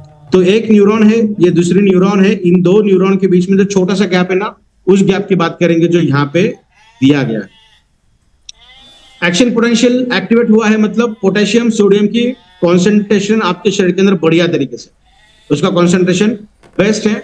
जैसा अभी हमने पिछले स्लाइड के अंदर देखा, जो गेटेड आयन चैनल्स हैं वोल्टेज गेटेड, तो वोल्टेज गेटेड ऑन हो चुका है ड्यू टू एक्शन पोटेंशियल। और फिर सिग्नलिंग कैस्केड रन हुआ, तो न्यूरॉन को ये पता चला कि भैया ये सिग्नल है, ये सिग्नल आपको बॉडी के अंदर भेजना है। सिग्नल बना, एक न्यूरॉन ने अभी बाहर भेजना है उसे, तो इस बाहर भेजने की जो प्रोसेस है वो प्रोसेस हम यहाँ पे सुन रहे हैं, देख रहे हैं। तो देखिए ये ब्रेन ने सिग्नल भेजा है पहले न्यूरॉन को, और ये यहाँ पे फ्यूज हो जाएगी, डिफ्यूज हो जाएगी उसके लास्ट वाले मेम्ब्रेन के साथ, और फिर वो जो सिग्नल उसके अंदर है वो बाहर फेंक देगी। तो ये कब इसके साथ मैच होगी, जब कैल्शियम ये पर्टिकुलर दरवाजे के अंदर से अंदर जाए। तो कैल्शियम कब अंदर जाएगा, तो यहाँ पे हमने दिया है वोल्टेज गेटेड कैल्शियम चैनल्स। तो ये वोल्टेज गेटेड, जैसा मैंने कहा ना कि उसका वोल्ट उतना होना चाहिए, तो उतना कॉन्सेंट्रेशन अगर कैल्शियम का वहां पे बना, क्योंकि कैल्शियम के ऊपर 2 पॉजिटिव साइंस होते हैं, 2+ कैल्शियम, तो उतना कॉन्सेंट्रेशन उसका वहां पे बना, तो उतना वोल्ट का चार्ज वहां बना, और उतना वोल्ट अगर बना तो वो दरवाजा ओपन होगा, अदरवाइज वो दरवाजा ही ओपन नहीं। तो दरवाजा ओपन हो गया तो कैल्शियम अंदर चला गया, और जैसे कैल्शियम अंदर चला गया वो प्रेशर बनाएगा वहां पे इस न्यूरोट्रांसमीटर्स को, इन सिग्नल्स को, कि वो बाहर निकल जाए। तो वो डिफ्यूज हो जाएगा, और आप देख सकते हैं यहाँ पे कैल्शियम अंदर गया और ये यहाँ पे डिफ्यूज हो गया, और ये सिग्नल यहाँ पे बिखर गया। तो अभी क्या होगा कि ये दूसरे न्यूरॉन्स ने उसे कैप्चर कर लिया। जैसा मैंने देखा ना कि यहाँ से बाहर आया, फिर ये वाले हिस्से से इसने लिया, यहाँ से बाहर आया तो ये वाले हिस्से ने यहाँ से लिया, यहाँ दूसरी न्यूरॉन हो सकती है जिसने बाहर फेंका तो इसने उसे कैप्चर कर लिया। कैप्चर तो हो गया, तो अभी ये न्यूरॉन्स ने भी उसे बाहर फेंकना है ना। सिमिलर प्रोसेस रहेगी, कैल्शियम का कॉन्सेंट्रेशन वहां बढ़ना चाहिए, कैल्शियम अंदर जाना चाहिए, फिर वो बाहर निकलेगा। तीसरे न्यूरॉन को भी वैसे ही रहेगा। तो इसीलिए जैसे जैसे हमारी एज बढ़ती है वैसे वैसे कैल्शियम का कंटेंट कॉन्सेंट्रेशन हमारे हड्डियों से कम होता है, क्योंकि 98% कैल्शियम हमारे हड्डियों के अंदर ही है। और हमारा ब्रेन क्योंकि कैल्शियम को ज्यादा इस्तेमाल करता है, खाने से नहीं मिला तो वो हमारे बोन से छीनकर खुद यूज करता है, क्योंकि लॉ ऑफ कंजर्वेशन नेचर का नियम। लॉ ऑफ कंजर्वेशन का मतलब क्या है, जहां पे एनर्जी कम खर्च की जाए वो काम करना चाहिए। तो ब्रेन भूखा नहीं रहेगा, ब्रेन को अभी क्या चाहिए, कैल्शियम, तो वो बोन से देगा। आपने अगर आपके शरीर को कैल्शियम वाला डाइट दिया, कैल्शियम आपने खाया, तो वो ब्रेन को भी मिलेगा, बचा हुआ हड्डियों को भी देगा। इसीलिए कैल्शियम के टैबलेट बहुत सारे लोग लेते हैं। तो देखिए ये प्रोडक्ट इतने बेहतरीन तरीके से काम करेगा आपके शरीर के अंदर। सबसे पहले ये कैल्शियम आपके ब्रेन को देगा, उसके बाद बचा हुआ कैल्शियम आपके बोन्स के अंदर वो डिपॉजिट कर देगा। इसीलिए न्यूरोलॉजिकल बैरियर के अंदर हमें रिजल्ट थोड़े से अच्छे मिलते हैं, थोड़े से पहले मिलते हैं आर्थराइटिस से भी ज्यादा। जो लोगों को आर्थराइटिकल प्रॉब्लम्स है बट न्यूरोलॉजिकल किसी भी तरीके की दिक्कत नहीं है, तो उनको भी आर्थराइटिकल प्रॉब्लम्स के अंदर बहुत शानदार रिजल्ट मिलते हैं। ऑस्टियोपेनिया हो, ऑस्टियोपोरोसिस हो, और रिमेटेड अर्थराइटिस हो, जॉइंट पेन हो या फिर और कोई चीज हो, तो उसके अंदर बहुत अच्छे रिजल्ट हमें मिलते हैं, क्योंकि हमने इसके अंदर से आपको कैल्शियम सही मात्रा में दिया है। तो ना सिर्फ कैल्शियम, जैसा मैंने कहा, सोडियम होना चाहिए, पोटेशियम होना चाहिए। सोडियम पोटेशियम का कॉन्सेंट्रेशन रहा तभी एक्शन पोटेंशियल इग्नाइट होगा, सिग्नलिंग कैस्केड चलेगा। साथ में बहुत सारी चीजें लगती हैं, इसके ऊपर भी फिर कभी बात करेंगे हम कि ये क्यों लगता है, कितना लगता है। तो जब मैं लेक्चर लूंगा ना पोटेंटली, तो उस टाइम पे आपको ये मैं बहुत अच्छे तरीके से बताऊंगा। तो able to prevent neuro degenerative diseases as well. तो वेरस मोर पावर के अंदर वो क्षमता डेफिनेटली है कि वो उस तरीके से काम करे। Next one is pH balanced करेगा आपके बॉडी के अंदर। पीएच के ओरिएंटेड भी आपको बहुत अच्छी जानकारी है। पीएच का अल्कलाइन होना ये मेरे हिसाब से सही वाक्य नहीं रहेगा। तो पीएच का बैलेंसिंग होना बहुत ज्यादा जरूरी है, बिकॉज शरीर के अलग अलग हिस्सों का पीएच अलग अलग है। पेट का पीएच 2.5, ब्लड का पीएच 7.35, कुछ सारे ऐसी सेल्स हैं जहां पे 6.5 का पीएच लगता है, कुछ ऐसी सेल्स हैं वहां पे 50 से भी ज्यादा हाइड्रोलिटिक एंजाइम्स है जो 1.5 का भी पीएच हमारे शरीर के अंदर देखा जाता है। तो देखिए, पीएच अगर हम बात करेंगे तो हमारे विभिन्न हिस्सों में अलग अलग तरीके के पीएच रहते हैं, और उस पर्टिकुलर सिस्टम की अगर हम बात करें, जैसे हमने 11 सिस्टम्स बनाए हैं ना, देखिए, तो वो सिस्टम को भी अच्छे तरीके से वर्किंग करने के लिए उसका पीएच अच्छा रहना जरूरी है। तो ये प्रोडक्ट आपके शरीर का पीएच बैलेंसिंग तौर पे लाने का काम करता है, ना कि अल्कलाइन। ठीक है ना, ये दोनों के अंदर बहुत ज्यादा डिफरेंस है, बहुत ज्यादा डिफरेंस है। अल्कलाइन अगर हो गया तो डाइजेशन 110% खराब हो जाएगा, 110% खराब हो जाएगा। अगर पीएच बैलेंसिंग कंडीशन में है, बैलेंस्ड है, 100% आपके शरीर बहुत बेहतरीन तरीके से काम, तो ये प्रोडक्ट वो काम करेगा। पीएच अगर इम्बैलेंसिंग है तो क्या होगा? टिंगलिंग, हल्के से चक्कर आना, मसल क्रैम्प्स, जैसे हम कहते हैं ना कि यार एक जगह पे मसल अटक गए हैं, मूव नहीं हो रहा, थोड़ा सा भी अगर हम हिलते तो और वहां पे जकड़न जैसी महसूस होती है, that is muscle cramps. Weakness, seizures, माने इलेक्ट्रिसिटी का बहाव जो शरीर के अंदर है वो उतना अच्छा नहीं रहना। तो ये बहुत सारी चीजें होती हैं पीएच को अगर हम बैलेंसिंग कंडीशन में ना रखें तो। और इसका बेस्ट एग्जांपल, जैसा मैंने शुरुआत में जो एग्जांपल हमने दिया था रेस्पिरेशन का, वही देखते हैं हम। हमारे बॉडी के अंदर पानी है, कार्बन डाइऑक्साइड बाहर निकालते हैं, ये दोनों का अगर कॉम्बिनेशन हो गया तो बाइकार्बोनेट निकलते हैं, HCO3 निकलता है हमारे शरीर के अंदर से, जो यहाँ पे हमने बताया था कि HCO3 जो एक फ्री रेडिकल की तरह भी काम करता है और एसिडिक कंडीशन को बढ़ाने का भी काम करता है। जब ये स्प्लिट होगा तो ये काम करेगा थोड़ा सा हमें डैमेज करने के लिए। तो देखिए, ये एक एसिडिक कंडीशन को बढ़ाने का काम होता है हमारे शरीर के अंदर। और जो वो इलेक्ट्रॉन ट्रांसपोर्ट चेन हमने बताई है ना, अगले प्रेजेंटेशन के अंदर में थोड़ी सी वो रिएक्शन को ना थोड़ा सा अलग तरीके से बताऊंगा 3D स्ट्रक्चर के अंदर, ताकि आपको वो पूरी रिएक्शन समझ में आए। तो उस वक्त हम थोड़ा सा ज्यादा टाइम लगाएंगे उस पर्टिकुलर रिएक्शन को समझने में। तो पीएच का बैलेंस होना बहुत ज्यादा जरूरी है, जो ये प्रोडक्ट बहुत शानदार तरीके से करता है। Next one is erectile dysfunction. ये पुरुषों की लैंगिक समस्या के अंदर सबसे बड़ा समस्या है, दैट इज सेक्सुअल ऑर्गन के अंदर ज्यादा स्ट्रेंथ ना रहना। तो डेफिनेटली बहुत बेहतरीन तरीके से स्ट्रेंथ देगा। एक्चुअली अगर कोई आर्टिफिशियल चीज हम लेते हैं ना, फॉर एग्जांपल यहाँ पे हमने दिया है Viagra, that is sildenafil citrate. ये एक ऐसी दवाई है, ऐसा ड्रग है, ऐसा स्टेरॉइड है जो बियॉन्ड इमेजिनेशन कंट्रोल करने, जो नेचुरल तरीके से हमारा शरीर कंट्रोल करना चाहता है, वो कंट्रोल करने के भी ऊपर वो चला जाता है। जैसा गाड़ी की अगर स्पीड की लिमिट है 100, हम 110 से चला है, 100 की 90, 80, 90, 100 चला रहे हैं, तो हम गाड़ी को कंट्रोल कर सकते हैं। मगर वही गाड़ी अगर हम 150, 200 की स्पीड से चला रहे हैं, तो उसे क्या कंट्रोल कर पाएंगे हम? अचानक सामने कोई आ गया तो उसे हम कंट्रोल नहीं कर पाएंगे, एक्सीडेंट 100% होगा। उस तरीके से सिल्डेनाफिल सिट्रेट या फिर वियाग्रा आपके बॉडी के अंदर का टेस्टोस्टेरोन लेवल उतने हद तक बढ़ाएगा। अभी टेस्टोस्टेरोन का लेवल बढ़ने का और नाइट्रस ऑक्साइड का बढ़ना या फिर blood circulation particular sexual organ की तरफ बढ़ाना, ये तीनों एक चीज है।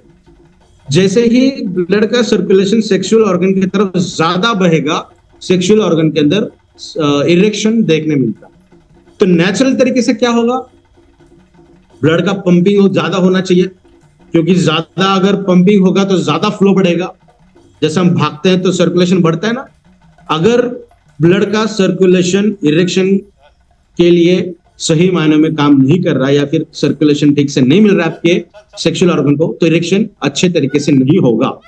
तो सर्कुलेशन बहुत इंपॉर्टेंट है। तभी सर्कुलेशन के लिए तो दिल का धड़कना बहुत तेजी से होता है, इसीलिए सेक्सुअल एक्साइटमेंट जब भी अटेंड होती है या इंटरकोर्स का जो फिनोमेनन आता है साइंस के दौरान, तो ब्लड सर्कुलेशन ज्यादा बढ़ता है, हार्ट बीट भी ज्यादा बढ़ती है, बॉडी का टेम्परेचर भी ज्यादा बढ़ता है। और ये तीनों चीजें जब हम भागते हैं तब भी बढ़ती है, तब भी होती है। जब हम भागेंगे पसीना निकलेगा, बॉडी का टेम्परेचर बढ़ता है, हार्ट बीट भी बढ़ती है और ब्लड का सर्कुलेशन भी बढ़ता है। तो भागना एंड सेक्सुअल इंटरकोर्स, इन दोनों के अंदर सिमिलैरिटीज मैंने आपको अभी बताई। बट अगर किसी पर्सन को भागने के लिए 5 मिनट का समय लगता है और उसे 2 मिनट में उसे तय करना अगर चाहेंगे, तो हार्ट का पंपिंग कितना बढ़ेगा, इतना बढ़ेगा कि वो पंप करना छोड़ सकता है। हम समझ रहे हैं ना? बिकॉज हर शरीर की एक स्पेशल दायरा है कि वो उस लिमिट एक्सटेंड कर सकता है, उससे ज्यादा नहीं कर सकता, उतना ही होगा जो नेचुरल तरीके से हमारा शरीर करता है। बट हम अगर वियाग्रा यूज करेंगे तो वो उससे वो जो लिमिट तय की गई है ना हमारे शरीर ने, हमारे लिए हर एक शरीर की लिमिट अलग अलग, तो वो लिमिट को वो बढ़ाएगा। तो ये हो सकता है कि आपके दिल का धड़कना ही बंद हो सकता है। और इसीलिए सिल्डेनाफिल, सिट्रेडाफिल, वियाग्रा का जो लोग सेवन ज्यादा करते थे उनके अंदर कार्डियो अरेस्ट का जो सिग्निफिकेंस है वो हमें देखने उसके अंदर ज्यादा मिलता है। हार्ट अटैक के चांसेस बहुत ज्यादा उनके अंदर देखने मिलते हैं। तो ये जो प्रोडक्ट है आपके सामने, ये प्रोडक्ट बहुत शानदार तरीके से इरेक्शन को तो करेगा ही, साथ में प्री इजैकुलेशन इसके अंदर भी शानदार तरीके से काम करता है। स्पर्म की मोटिलिटी, स्पर्म की थिकनेस, स्पर्म की क्वालिटी, ओलिगोस्पर्मी, आज जो एक डिसऑर्डर देखने मिल रहा है ओलिगोस्पर्म, 2 मुंह के निकल रहे हैं, 2 हेड आ रहे हैं वहां पे, और जिसके अंदर इमेच्योर डीएनए आ रहा है, तो उसके अंदर भी बेहतरीन तरीके से वर्क करता है। तो हमने सिर्फ कॉन्सेंट्रेशन, सेक्सुअल अपलिफ्टमेंट या फिर इरेक्शन के लिए नहीं, तो ये तो एक काम करता ही है। इसको छोड़ते हुए और जो डिसेबिलिटीज हैं उसके अंदर भी ये शानदार तरीके से काम। अभी देखिए इरेक्टाइल डिस्फंक्शन के अंदर साइकोलॉजिकल पैरामीटर्स भी हैं, स्ट्रेस है, एंजाइटी है, डिप्रेशन है, ये भी चीजें कारणीभूत है आपके शरीर के अंदर सेक्सुअल अपलिफ्टमेंट को ना कर पाना। मतलब सिर्फ टेस्टोस्टेरोन का बढ़ना ही नहीं है। तो ये जो प्रोडक्ट है ये आपके शरीर के अंदर, जैसा मैंने कहा, ब्रेन के अंदर काम करता है, एंजाइटी को कम करेगा, डिप्रेशन को कम करेगा, स्ट्रेस को कम करेगा, साथ में 4 हार्मोन जो है जो गवर्न करते हैं उनको भी कंट्रोल करने का काम करेगा, ब्लड सर्कुलेशन को भी अच्छा करेगा, कंट्रोल्ड मैनर में करेगा। तो ये बहुत बेहतरीन तरीके के रिजल्ट हमें देखने मिल सकते हैं सेक्सुअल अपलिफ्टमेंट के लिए भी। तो इसका एक सिनेरियो हमने यहाँ पे बताया आपको। L-arginine एक सबस्ट्रेट है नाइट्रस ऑक्साइड को बढ़ाने के लिए। बहुत सारे लोग जो जिम के अंदर वर्कआउट करते हैं, जिनको फिटनेस फ्रीक जो लोग रहते हैं, स्पोर्ट्समैन रहते हैं, वो L-arginine की टैबलेट डेली बेसिस पे लेते हैं, क्योंकि उनके शरीर के अंदर थोड़ा स्टैमिना बढ़े।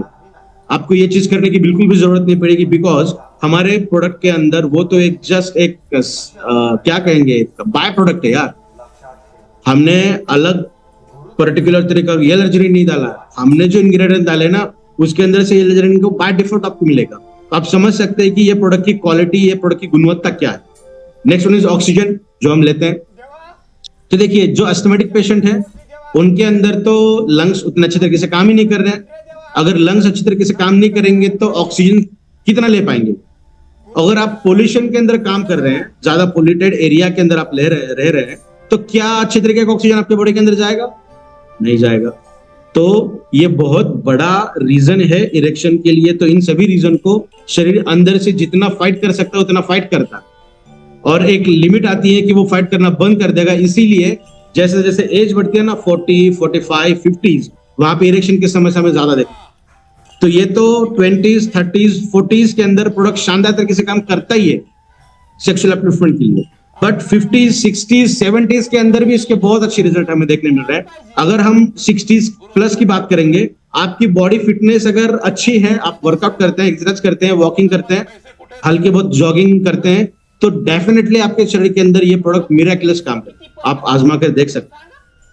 तो अभी यहाँ पे और एक चीज बतानी रहेगी कि ये टेस्टोस्टेरोन सिर्फ सेक्सुअल अपलिफ्ट के लिए नहीं, ये आपके बॉडी के अंदर बहुत बेहतरीन तरीके से काम करता है। आपके मूड को लेके, आपके फोकस को लेके, आपके एटीट्यूड को लेके, आपके बॉडी लैंग्वेज को लेके, आपके प्रेजेंस को लेके, हर तरीके से ये आपको बेहतरीन बनाने का काम टेस्टोस्टेरोन करता है। और टेस्टोस्टेरोन को थोड़ा सा इक्वल से बात करेंगे तो दैट इज नाइट्रस ऑक्साइड, बेहतरीन तरीके से आपके शरीर के अंदर ये बढ़ाता है। Next one is in the cancer. Cancer चाहे किसी भी तरीके का हो, उसकी जो ग्रोइंग फेज है, ग्रोथ फेज है, वो सिमिलर तरीके से ही बढ़ती है। चाहे हम ट्यूमर की भी बात क्यों ना करें, तो वो tumour is also one kind of cancer. तो इसके अंदर अनकंट्रोल्ड ग्रोथ होती है। शरीर के अंदर जहां पर भी अनकंट्रोल्ड ग्रोथ है, वहां पे हमारा शरीर बाय डिफॉल्ट फाइट करने का काम करता है, ये 4 अलग अलग तरीकों से। जो सबसे लास्ट में दिया ना, सेल साइकिल इनिबिशन, तो ये सेल साइकिल है। G1 से S, S से G2, फिर माइटोटिक फेज आती है, ये माइटोसिस, यम फेज, जहां पे सब डबल बनता है, और फिर से साइटोकाइनेसिस, ये जो छोटा दिख रहा है ना, तो यहाँ से एक सेल 2 सेल के अंदर कन्वर्ट होता है। फिर G1, S, G2, mitotic phase, साइटोकाइनेटिक, तो ये एक सेल की साइकिल है। तो यहाँ पे एक फेज आती है G0, आप देख रहे हैं, आई होप यहाँ पे आप देख रहे हो G0। तो सेल, हमारा शरीर इतना बेहतरीन है ना, जहां पे डैमेज करने वाली या फिर अनकंट्रोल्ड ग्रोथ वाली सेल दिखी ना, नेचुरल तरीके से उसकी जो सेल साइकिल है वो भी तो इस तरीके से घूमेगी, इस तरीके से खुद को डबल करेगी। तो वो साइटोकाइनेसिस के बाद G1 के अंदर नहीं ढकेलेगी, उसको वो G0 के अंदर अरेस्ट करके रख, अरेस्ट करना मतलब जेल के अंदर डाल देना आजीवन के लिए। वो फिर कभी भी किसी भी तरीके से बाहर नहीं आ सकती, कभी भी जिंदगी में डबल नहीं कर सकती खुद को, इसीलिए उसे सेल साइकिल अरेस्ट कहा जाता है। यहाँ पर होप दिया है, यस, अरेस्ट वहां पे दिया है। तो ये एक वन ऑफ द एग्जांपल मैं बता रहा हूँ। तो ये 4 अलग अलग तरीके के हैं। तो हमारा प्रोडक्ट इन चारों तरीकों को बहुत बेहतरीन तरीके से और इनकी एफिशिएंसी बढ़ाता है, ताकि और चौकस तरीके से वो निगरानी रखे हमारे शरीर के अंदर। साथ ही सैपोनिन नाम का एक कंटेंट हमारे प्रोडक्ट के अंदर आता है, जो कोरियन रेड जिनसेंग इस एक इंग्रेडिएंट के अंदर पाया गया है, जो बेस्ट एंटी कैंसर मॉलिक्यूल के तहत काम करता है, जो सिग्नलिंग कैस्केड हमारे शरीर के अंदर है, उस तरीके से ये काम करता है। जो फर्स्ट दिया ना मैंने, एपोप्टोसिस इंडक्शन, इंडक्शन का मतलब शुरू करना, एपोप्टोसिस। तो एपोप्टोसिस मतलब ये एक सेल अच्छी थी, उस सेल को इतना खराब करके, तोड़ फोड़ के, टुकड़े टुकड़े करके, उसको पंक्चर करके बाहर फेंक दिया, दैट इज एपोप्टोसिस। तो 2 एग्जांपल हमने देखे हैं। तो एपोप्टोसिस को बढ़ाने के लिए नेचुरल तरीके से तो करता ही है, बट उसकी इफिशिएंसी को और बढ़ाने के लिए सैपोनिन अगर जैसे रिसेप्टर को टच होगा तो एपोप्टोसिस कई गुना बढ़ेगा। तो एंटी कैंसर इफेक्ट हमारे शरीर के अंदर ऑलरेडी बढ़ता है। तो देखते हैं और क्या क्या खास है इन सब चीजों के लिए। तो हमने जो बात की है वो अब तक बात की है ई-बायोटोरियम हिबारेजमोर फॉर रेगुलर प्रोडक्ट की। तो अभी देखते हैं इसके अंदर क्या क्या है। तो इसके अंदर ये सारे कंटेंट, बहुत सारे कंटेंट आपने देखा होगा, आपने सुना होगा, आपके घर के अंदर आप यूज करते होंगे। तो इसके अंदर का ये है कोरियन रेड जिनसेंग, एक ऐसा इंग्रेडिएंट मार्केट में एक इंग्रेडिएंट को लेकर 100 से भी ज्यादा प्रोडक्ट आपको देखने मिलते हैं। तो इसके ऊपर भी हम आने वाले सेशन के अंदर बात करेंगे। तो देखिए इतने सारे कंटेंट इस प्रोडक्ट के अंदर है। तो इसको छोड़ते हुए और हमने क्या क्या ऐड किया है, और बेहतरीन तरीके के इंग्रेडिएंट्स ऐड किए हैं हमने, ताकि और अच्छे तरीके के रिजल्ट मिले, और वो प्रोडक्ट बन गया हिबारेजमोर पावर प्रीमियम। ठीक है, तभी देखते हैं ये प्रीमियम के अंदर क्या क्या खास बात है। तो प्रीमियम के अंदर हर वो चीज ऑलरेडी प्रेजेंट है जो रेगुलर प्रोडक्ट के अंदर है, उसको छोड़ते हुए और क्या है, इसके अंदर स्वर्ण भस्म है, एडिबल गोल्ड।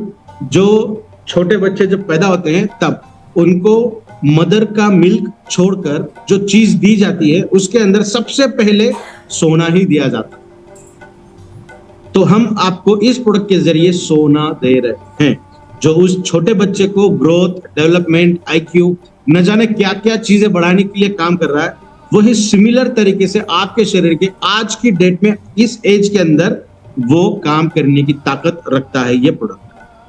ऐसा नहीं है कि वो बच्चे के IQ बहुत लाजवाब तरीके से बढ़े, हमारा भी IQ उतने तरीके से बढ़ेगा, नहीं, बट भूलने की बीमारी, जो छोटे छोटे चीजें ना, न्यूरोलॉजिकल डैमेजेस हो या ब्रेन रिलेटेड कोई प्रॉब्लम हो, तो उससे बहुत अच्छे इफेक्ट, अच्छे रिजल्ट हमें मिल सकते हैं इस प्रीमियम को यूज करते हुए, that is due to the स्वर्ण भस्म। नेक्स्ट वन इज रजत भस्म, ये एक चांदी का भस्म है।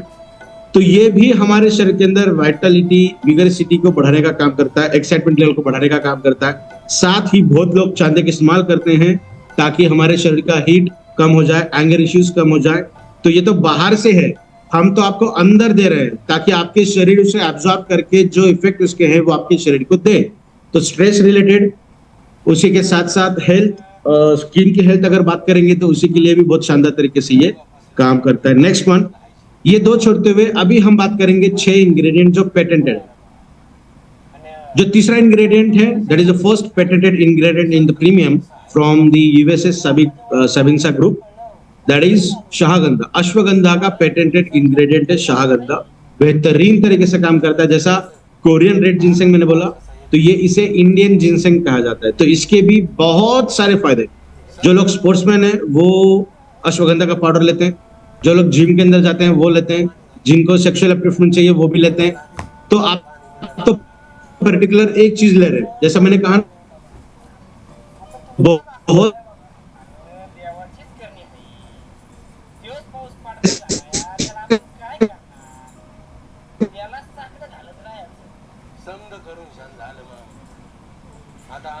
मगर वो उनकी मैच में। नेक्स्ट वन कुरकुमिन C3, ये एक एंटीसेप्टिक एंटी एलर्जी जाने से ही कुरकुमिन C3 यहाँ हमने इसके अंदर यूज किया है। मतलब एक कुरकुमिन को और ज्यादा स्टेबिलिटी देने के लिए दो कुरकुमिनाइड ऐड किए हैं, ताकि कुरकुमिन की स्टेबिलिटी ज्यादा हो, उसका एब्जॉर्प्शन ज्यादा हो और वो बहुत अच्छी तरीके से और हमारे शरीर के अंदर काम करे। Next one is सैबरी। ये एक आंवला का पेटेंटेड इंग्रेडिएंट, एक्टिव इंग्रेडिएंट है जो आंवला के अंदर पाया जाता है। That is the best for the vitamin C. और विटामिन सी, विटामिन ई अगर हमारे बॉडी के अंदर आते हैं तो स्किन रिलेटेड बहुत सारे इश्यूज दूर जाते हैं। बहुत सारे उसके रिजल्ट हमें देखने मिलते हैं। स्किन की बात करेंगे तो रैशनेस हो, स्किन के ऊपर रेडनेस हो, सोराइसिस हो, या कोई घाव वगैरह है तो वो जल्दी उभर कर नहीं आ रहा है, उनके अंदर भी बहुत अच्छे रिजल्ट हमें यहाँ पे देखने मिलते हैं। फिनोमिनॉन, ये में पाया जाने वाला एक्टिव इंग्रेडिएंट है जो बेसिकली डाइजेशन के लिए काम करता है। हमारे शरीर के अंदर जहां पर भी इन्फ्लेमेशन होता है या फिर जॉइंट पेन होते हैं वहां पे भी ये असरदार तरीके से काम करता है। साथ ही जो डायबिटिक पर्सन है जिनका HbA1c 6 से कम है उनको ये प्रोडक्ट हम रिकमेंड करते हैं, और उनके अंदर ये इंसुलिन के जैसा काम करता है। तो देख सकते हैं आप, अगर ये प्रोडक्ट रेगुलर बेसिस पे यूज करेंगे तो ये भी काम कर रहा है इंसुलिन के जैसा। अलग से आप इंसुलिन ले रहे हैं 10 यूनिट, तो ये भी इंसुलिन के जैसा काम कर रहा है। तो आपको डेफिनेटली इंसुलिन की मात्रा आगे चलकर कम कम हो जाएगी। 5 ml इंसुलिन और बाकी का जो उसका रिमेनिंग काम है तो ये प्रोडक्ट आपका बॉडी के अंदर करेगा। एग्जाम्पल के लिए मैं ये बता रहा हूँ, 5 यूनिट कम, 10 यूनिट कम, समझने के लिए मैं बता रहा हूँ। Next one is pre probiotic. इसका मतलब आपके शरीर के अंदर जो गुड बैक्टीरियाज है जो डाइजेशन के लिए काम करते हैं, उन बैक्टीरियाज को बढ़ाने के लिए उनका खुद का फूड हम दे रहे हैं। We are the first company in the market जो आपके बॉडी के अंदर गुड बैक्टीरिया को बढ़ाने के लिए बैक्टीरिया को खाना दे रहे हैं।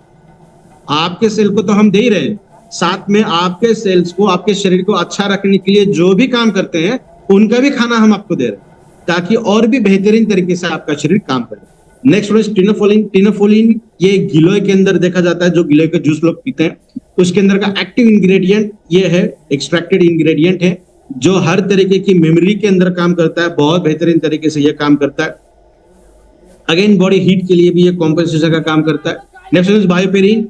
ये वर्ल्ड्स बेस्ट बायो अवेलेबिलिटर है और एनहांसर भी है, जो बॉडी के अंदर डाइजेशन को कई गुना अच्छा बढ़ाएगा। और जो रिसर्च साबी ग्रुप ने किया था with the help of BioPerine and curcumin C3 complex, इन दोनों का कॉम्बिनेशन अगर दिया जाए तो 2000 गुना एब्जॉर्प्शन कैपेसिटी बढ़ी है, ऐसा उन्होंने दावा किया है इन द रैट। इन जो इन विवो स्टडी की जाती है ना, जो प्रैक्टिकल किए जाते हैं, उन प्रैक्टिकल के अंदर ये पाया गया है।